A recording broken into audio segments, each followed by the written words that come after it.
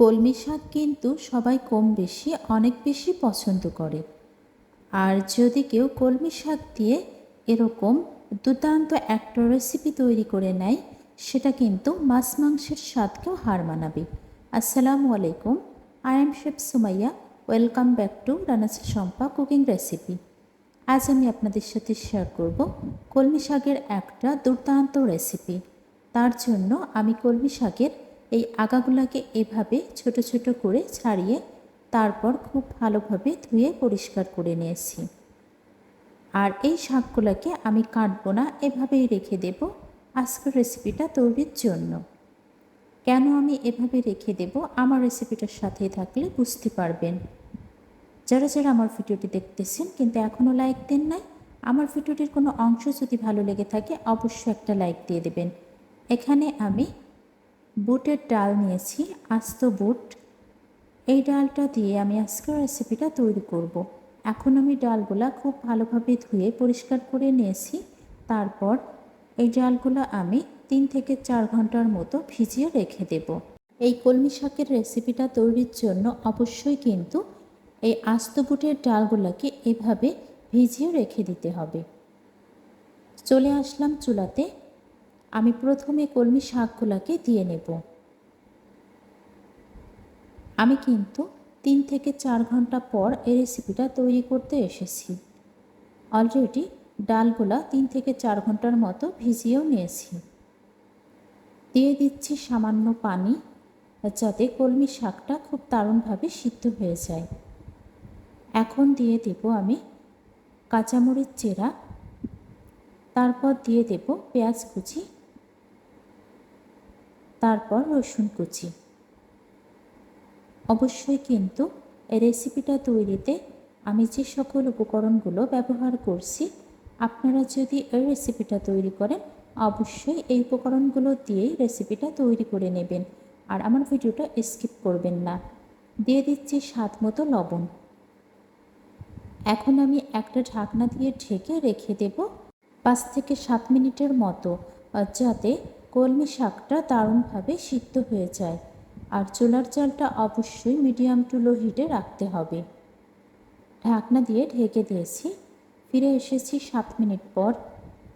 এই পর্যায়ে আমি পেঁয়াজ, রসুন এবং কাঁচামরিচের সাথে কলমি শাকগুলোকে দারুণভাবে মিশিয়ে নেব। আর আমার ভিডিওটা যদি স্কিপ করেন আপনারা কিন্তু যে কোনো অংশ মিস্টেক করে ফেলবেন। আর যদি রেসিপিটা তৈরি করেন তখন কিন্তু আপনারা পারফেক্ট টেস্টটা পাবেন না। অলরেডি খুব দারুণভাবে কলমি শাকটা সিদ্ধ হয়ে এসেছে। এখন আমি চুলাটা অফ করে রেখে দেব। আর অন্য সাইডে কিন্তু আমি এই ডালগুলোকে সিদ্ধ করে নিয়েছি। আর সাথে নিয়েছি টমেটো কুচি এবং গাজর কুচি। আজকের রেসিপিটা তৈরির জন্য এই উপকরণগুলো কিন্তু মাস্ট থাকাই লাগবে। চুলায় আমি প্যান বসিয়ে দিয়েছিলাম। গরম প্যানে আমি পর্যাপ্ত পরিমাণে সরিষার তেল দিয়ে নিয়েছি। দিয়ে নিচ্ছি 2টা পেঁয়াজ কুচি। পেঁয়াজ কুচিটাকে আমি একটু হালকা করে ভেজে নেব, যাতে পেঁয়াজের কাঁচা গন্ধটা চলে যায় আর পেঁয়াজটা একটু নরম হয়ে আসে। অবশ্যই কিন্তু পেঁয়াজটাকে একটু ভেজে নিতে হবে। এখন দিয়ে দিচ্ছি 2টা তেজপাতা। তারপর দিয়ে নিচ্ছি 2 টুকরা দারুচিনি, 1টা এলাচ। এগুলোও আমি পেঁয়াজের সাথে একটু ভেজে নিচ্ছি। আমার মনে হয় আপনারা হয়তো কলমি শাকের এই রেসিপিটি কখনো ট্রাই করেননি। দিয়ে দিচ্ছি টমেটো কুচি এবং গাজর কুচি।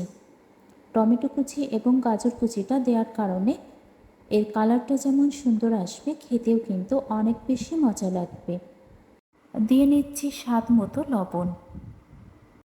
তারপর দিয়ে নিচ্ছি 1 টেবিল চামচ পরিমাণ আদা এবং রসুন পেস্ট, হাফ চা চামচের থেকেও কম পরিমাণ মরিচের গুঁড়া, সামান্য একটু হলুদ গুঁড়া। এখন আমি সবগুলো উপকরণ খুব ভালোভাবে কষিয়ে নেব। লবণের পরিমাণটা কম দিয়েছি কারণ আমি কিন্তু অলরেডি শাক সিদ্ধ করার সময় লবণ দিয়েছিলাম। তারপর আমি আস্ত যে বুট সিদ্ধ করেছি সেটাতেও লবণ দিয়েছিলাম। দিয়ে দিলাম কিছু কাঁচামরিচ চেরা। কাঁচামরিচ চেরাটা দিলে ফ্লেভারটা যেমন দারুণ আসবে, খেতেও কিন্তু অনেক বেশি টেস্টি লাগবে। এখন দিয়ে নিচ্ছি সিদ্ধ করে নেওয়া আস্ত বুটটা। এই বুটটাকে আমি খুব ভালোভাবে মশলার সাথে কষিয়ে নেব।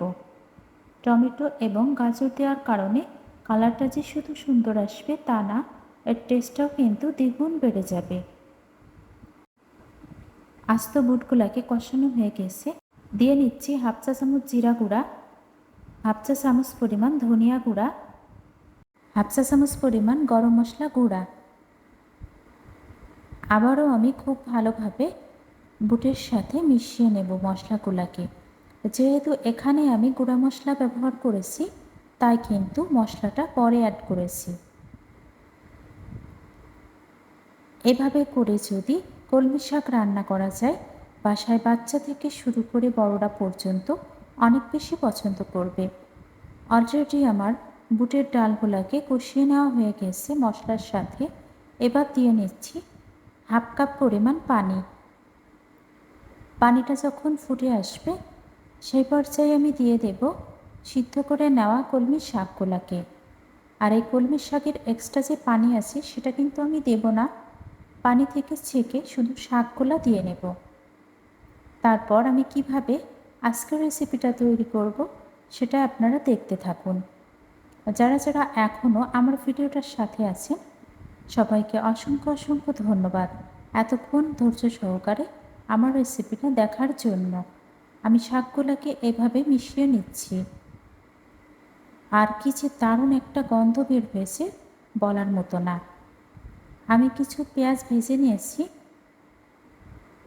যখন রেসিপিটা তৈরি হয়ে যাবে সেই পর্যায়ে আমি পেঁয়াজের বেরেস্তা দিয়ে নেব। পেঁয়াজের বেরেস্তা দেওয়ার কারণে এর কালারটাও সুন্দর আসবে, আর তাছাড়া কিন্তু টেস্টটাও একটু বেড়ে যাবে।